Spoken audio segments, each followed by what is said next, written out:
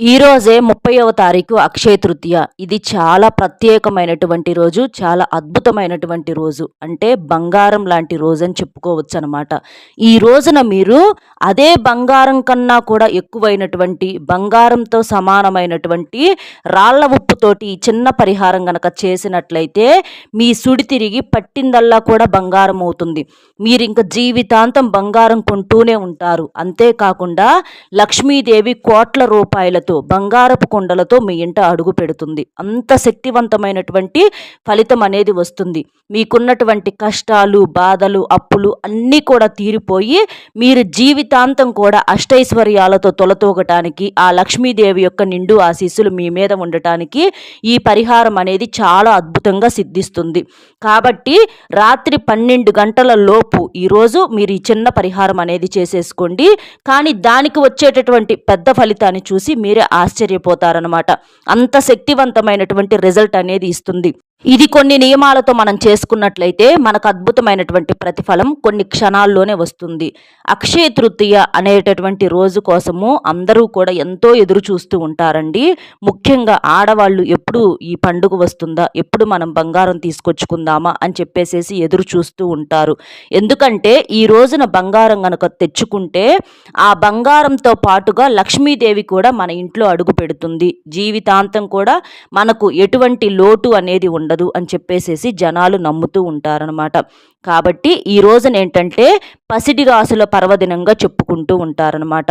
ధనానికి అధిపతి కుబేరుడు. అలాంటి కుబేరుడిని సంపదకు అధిపతి చేసినటువంటి రోజు. ఆ పరమేశ్వరుడు సంపదకు అధిపతిని చేశాడనమాట ఈ అక్షయ తృతీయ రోజున. అలాగే లక్ష్మీనారాయణుల వివాహం కూడా జరుపుకున్నటువంటి రోజుగా మనకు శాస్త్రాల్లో చెప్పటం అనేది జరిగింది. ఈ రోజున లక్ష్మీదేవి తల్లిని బంగారంతో అలంకరించి పూజ చేస్తే చాలా మంచిదని చెప్పేసి మనకు శాస్త్రాల్లో చెప్పటం అనేది జరిగింది. అయితే అందరికీ కూడా మరి బంగారం కొనుక్కోవటానికి అందుబాటులో ఉండదు.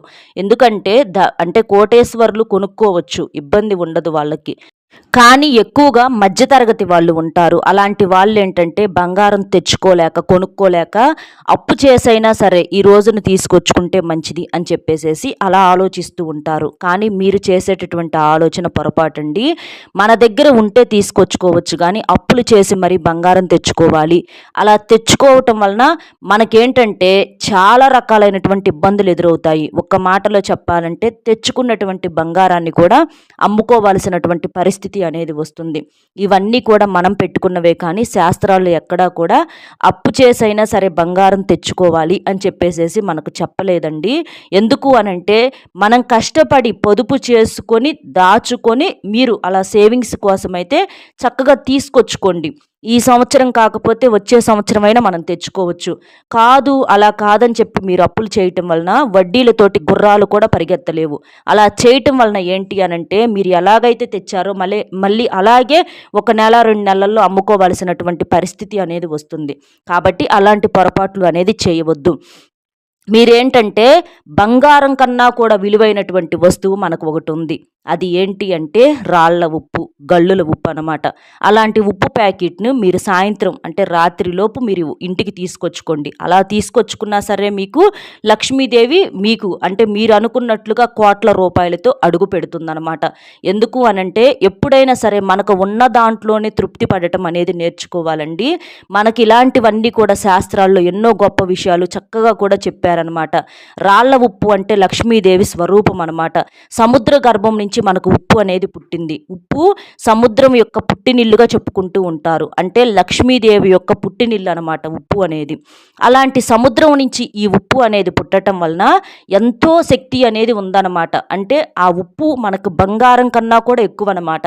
అలాంటి ఉప్పును మీరు తీసుకొచ్చుకోవటం వలన ఏంటంటే జీవితంలో మీకెప్పుడు కూడా సుఖానికి, సంతోషానికి, డబ్బుకు కానీ ఏదన్నా అప్పుల సమస్యలు ఉన్నా, కష్టాలు ఉన్నా కూడా అన్నీ కూడా తీరిపోతాయి అన్నమాట. అన్నింటికీ మించినటువంటి అసలైనటువంటి సంపద ఏంటి అంటే తృప్తి, మనిషికి మనశ్శాంతి. ఇవి రెండూ లేనప్పుడు ఎన్ని కోట్లు ఉన్నా కూడా తృప్తి అనేది ఉండదు. కాబట్టి మనము ఉన్న దాంట్లో ఇప్పుడు మంచం ఎంత పొడవుంటే అంత బారే కాళ్ళు చాపుకోవాలి. లేని దానికోసం తపన పడితే మనం జీవితంలో కష్టపడి సాధించుకుంటే తృప్తే. కానీ ఒకవేళ చేయలేనప్పుడు, అవకాశం కుదరనప్పుడు, పరిస్థితులు అనుకూలించనప్పుడు చక్కగా మనకు ఉన్న దాంట్లోనే మనం అదే బంగారం, పచ్చడి వేసుకున్నా కూడా అదే పరమాన్నం అని చెప్పేసేసి అనుకోవాలన్నమాట. అలాంటి మనసు మీకు ఉన్నప్పుడు ఖచ్చితంగా ఆ లక్ష్మీదేవి కటాక్షం అనేది మీకు కలిగి జీవితంలో మీరు మంచిగా ఎదిగేటటువంటి అవకాశం అనేది ఉంటుంది. కాబట్టి మీరు సాయంత్రం లోపు రాళ్ళ ఉప్పు ప్యాకెట్ ఒకటి తెచ్చుకోండి. మీరు ఇంట్లో ఉన్నటువంటి ఉప్పుతోనైనా సరే మీరు ఈ పరిహారం అనేది చేసేసుకోవచ్చు అనమాట. మీరు ఈ రోజున లక్ష్మీదేవి తల్లికి ఏంటంటే ఒక పీట మీద పసుపు రాసేసి బియ్యం పోసి కలసం పెట్టి తమలపాకు పెట్టి వినాయకుని అక్షింతలతో పూజించి తర్వాత ఆవు నెయ్యితో దీపం వెలిగించేసి నైవేద్యం పెట్టి, అంటే బెల్లంతో చేసినటువంటి నైవేద్యం పెట్టి ఆ నైవేద్యాన్ని చక్కగా ఆ లక్ష్మీదేవి ముందల పెట్టి తర్వాత మీరు దాన్ని కూడా ప్రసాదంగా స్వీకరించాలి. అలాగే కొత్త బట్టలను కానీ మీరు బంగారం తెచ్చుకుంటే అలాంటి బంగారాన్ని కానీ చక్కగా లక్ష్మీదేవి తల్లి ముందల పెట్టి మీరు చక్కగా నమస్కారం చేసుకొని పూజ చేసుకోవటం వలన మీరు జీవితాంతం కూడా అష్టైశ్వర్యాలతో తొలతూగుతూ ఉంటారనమాట. ఇది మీరు సాయంత్రం అయినా చేసేసుకోవచ్చండి. ఒకవేళ ఉదయం కుదరకపోతే అసలు ఇంకా సాయంత్రం సంధ్యా సమయంలో చేస్తేనే మనకు ఫలితం అనేది అద్భుతంగా ఉంటుంది. ఎందుకంటే సాయంత్రం సంధ్యా సమయంలో లక్ష్మీదేవి భూలోకంలో తిరుగుతూ ఉంటుందన్నమాట. ఇక అలా చేసేసుకొని ఈ ఉప్పు పరిహారం అనేది మీరు రాత్రి పూట చేసుకోవాలి. అంటే మీకు పనులన్నీ అయ్యి ఇక మేము పనుకుంటున్నాము అని చెప్పేసేసి అనుకున్నప్పుడు రాత్రి 12 గంటల లోపు ఈ రోజున మీరు చేసుకోవాలన్నమాట. ఏం చేస్తారు అనంటే రాళ్ల ఉప్పును తీసుకోవాలి. రాళ్ల ఉప్పు అంటారు, రాక్ సాల్ట్ అంటారు, గల్లులు ఉప్పు అంటారు, దొడ్డు ఉప్పు అంటారు. ఇలా ఒక్కొక్క ప్రాంతాన్ని బట్టి ఒక్కొక్క పేరుతో పిలుస్తూ ఉంటారు. మీరేం చేస్తారంటే ఒక గాజు బౌల్లో రాళ్ల ఉప్పును తీసుకోండి. ఒక్క పిడికెడు చాలండి. ఎడమ చేత్తోటి మనం పరిహారం చేస్తున్నాం కాబట్టి ఎడమ చేత్తోటి ఒక్క పిడికెడు రాళ్ల ఉప్పును తీసుకోండి. అలా తీసుకొని గాజు బౌల్లో వేయండి. గాజు బౌల్లో వేయటం వల్ల లేదా మట్టి ప్రమిదలోనైనా మీరు వేసుకోవచ్చు, ఇబ్బంది అయితే ఏమీ లేదు. మనకు మట్టి కానీ గాజు కానీ ఏంటంటే చెడును గ్రహించి మనకు మంచిని ఇస్తుంది, మనకున్నటువంటి కష్టాన్ని నష్టాన్ని దోషాన్ని తీసేస్తుంది అనమాట. కాబట్టి గాజు బౌల్ అయినా లేదా మట్టి బౌల్ అయినా తీసుకోవాలన్నమాట. అలా తీసుకున్న తర్వాత అందులో మీరేం చేస్తారంటే మనకి ఇక్కడ వీడియోలో కూడా క్లియర్గా చూపిస్తామండి. ముందు చిటికెడంత పసుపు కుంకుమ, అలాగే ₹1 బిళ్ళ, 2 లవంగాలు, ఒకే ఒక్క యాలుక్కాయి, అలాగే దీనితో పాటుగా కొంచెం కర్పూరం వచ్చేసేటప్పటికి పచ్చ కర్పూరమైన మామూలు కర్పూరమైన వేసేసి బెల్లం ముక్క ఉంటుంది కదండి, చిన్న బెల్లం ముక్క అనేది కూడా అందులో ఉంచాలన్నమాట. ఇలా ఇవన్నీ వేసేసి మీరు మనసులో సంకల్పం చెప్పుకోవాలి. అంటే మాకున్నటువంటి కష్టాలు పోవాలి, అప్పులు ఏదన్నా ఉంటే తీరాలి, మాకు ధనపరంగా బాగా కలిసి రావాలి, మేము జీవితాంతం సుఖంగా సంతోషంగా ఉండాలి అని చెప్పేసి మీకు ఏదైతే సంకల్పం ఉందో, ఒక ఇల్లు కొనుక్కోవాలనో, కొంచెం బంగారం కొనుక్కోవాలనో, లేకపోతే ఒక కారు కొనుక్కోవాలనో, పొలం కొనుక్కోవాలనో, ఇట్లా ఏదో మనిషికి అన్న తర్వాత చాలా రకాలైనటువంటి ఉంటాయండి కోరికలు అనేవి. చెడును తీసేసి మాకు మంచినివ్వమ్మ అని చెప్పేసేసి సంకల్పం చెప్పుకొని దాన్ని మీరేం చేస్తారంటే మీ ఇంటికి ఈశాన్యం దిక్కులో, అంటే వంటగది ఉంటుంది కదండి, వంటగదిలో ఈశాన్యం మూలలో మీరు ఈ బౌల్ను పెట్టేసేసేయండి. అలా పెట్టేసేసి మీరు రాత్రంతా కూడా అలా వదిలేసేసేయండి. ఇందులో వేసినటువంటి ప్రతిదీ కూడా చాలా శక్తివంతమైనవి, పవిత్రమైనవి. పసుపు కుంకుమలు మంగళకరమైనవి, శుభప్రదమైనవి. ఈ రోజున మనం పసుపు కుంకుమలతో ఇలా చేయటం వలన మనకి జీవితాంతం కూడా ఎటువంటి కష్టము నష్టము అనేది ఉండదు. అలాగే ఆడవారికి కూడా ఎప్పుడూ కూడా సుమంగళితో సంతోషంగా ఉంటూ ఉంటారు, బాగా కలిసి వస్తుంది, భర్త సంపాదన కూడా పెరుగుతుంది. అలాగే బెల్లం ముక్క ఏంటి అంటే, బెల్లం ఏంటంటే మనకు బంగారంతో సమానం. బెల్లంతో చేసేటటువంటి ఏ పరిహారం వల్ల కూడా మనకు మంచి ఫలితం అనేది వస్తుంది. అంటే భూములు కానివ్వండి, బంగారం కానివ్వండి, పొలాలు స్థలాలు కొంటూనే ఉంటారు. బెల్లం కూడా మనకు బంగారంతో సమానమైనటువంటి వస్తువు అన్నమాట. అలా ఒక చిన్న బెల్లం ముక్క సరిపోతుంది. అలా తీసుకోండి. రూపాయి బిళ్ళ ఏంటంటే మానవుని యొక్క తలరాతనే మారుస్తుంది. రూపాయి అనేది చాలా శక్తివంతమైనది. మనిషి యొక్క మొదటి సంపాదన, అంటే ఎంతలా కోటేశ్వరుడైనా వాళ్ళ యొక్క మొదటి సంపాదన రూపాయి నుంచే మొదలవుతుంది. కాబట్టి రూపాయి విలువ ఏంటనేది లేని వాళ్ళకన్నా కూడా ఉన్న వాళ్ళకే బాగా తెలుస్తుందండి. అంత శక్తివంతమైనది రూపాయి ఏంటంటే మన దోషాన్ని సమస్యను ఇట్టే తీసేస్తుంది అనమాట. డబ్బుతో చేసేటటువంటి ఎలాంటి పరిహారానికైనా మనకు డబ్బు బాగా కలిసి రావడానికి ఉపయోగపడుతుంది అనమాట. ఇక 2 లవంగాలు లక్ష్మీదేవి రూపాలుగా చెప్పుకుంటూ ఉంటారు. లవంగాలు ఏంటంటే మనకున్నటువంటి కష్టాన్ని నష్టాన్ని గ్రహించేసి మనకు మంచిని ఇస్తాయి. లవంగాలు మనకు సుగంధ ద్రవ్యాలలో ఒకటి. లవంగాలు చాలా చాలా పవర్ఫుల్ అనమాట. కాబట్టి 2 లవంగాలు తీసుకోండి. యాలుక్కాయ. యాలుక్కాయ ఏంటంటే మనకు డబ్బును ఆకర్షించడానికి చాలా బాగా ఉపయోగపడుతుంది. యాలుక్కాయకి డబ్బుకి చాలా దగ్గర సంబంధం ఉంది. యాలుక్కాయని మనం జేబులో పెట్టుకున్నా, బీరువాలో పెట్టుకున్నా కూడా డబ్బులు ఖర్చులనేవి తగ్గి డబ్బును ఆకర్షిస్తుందనమాట. అంటే మన దగ్గరికి రావటమే కానీ పోవటం అనేది ఉండదనమాట. కాబట్టి యాలుక్కాయ అనేది చాలా చాలా శక్తివంతమైందనమాట. కాబట్టి ఒక యాలుక్కాయని తీసుకోండి.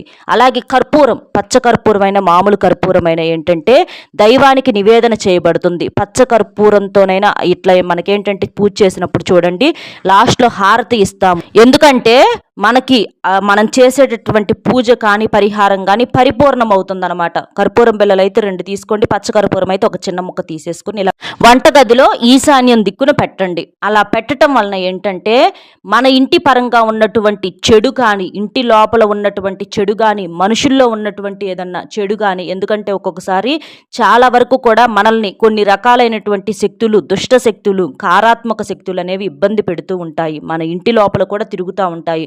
అప్పుడే మనకి ఇలాంటి సమస్యలు అనేవి వస్తూ ఉంటాయి అన్నమాట. అలాంటి చెడునంతటిని కూడా ఇవి గ్రహించేస్తాయి. అలాగే నరదిష్టి అనేది కూడా చాలా ఎక్కువగా ఉంటుందన్నమాట. ఎందుకంటే ఇరుగు పొరుగు వాళ్ళు, ఎదురిళ్ళ వాళ్ళు, బంధువులు అవ్వచ్చు, ఇట్లా ఏంటంటే మన బాధలు మనం పడుతుంటే వాళ్ళకేంటంటే బ్రహ్మాండంగా కనిపిస్తూ ఉంటాము. అప్పుడు వారి ఏడుపులు తగిలి ఒకసారి కాతే ఒకసారి అన్న తగిలి, అంటే ఒక రాయి కాతే ఒక రాయి అన్న తగిలిద్ది అన్నట్లుగా అలా తగిలి ఏంటంటే సమస్యల పాలైపోతూ ఉంటాము. అలా చాలా వరకు కూడా ఈ నరదిష్టి ఏంటంటే నల్లరాళ్ళే పగిలిపోతాయి. అలాంటిది మనం ఎంతండి మనుషులమి. కాబట్టి అలాంటి నరదిష్టి తీసేయటానికి కూడా చాలా అద్భుతంగా ఈ పరిహారం అనేది సిద్ధిస్తుందన్నమాట.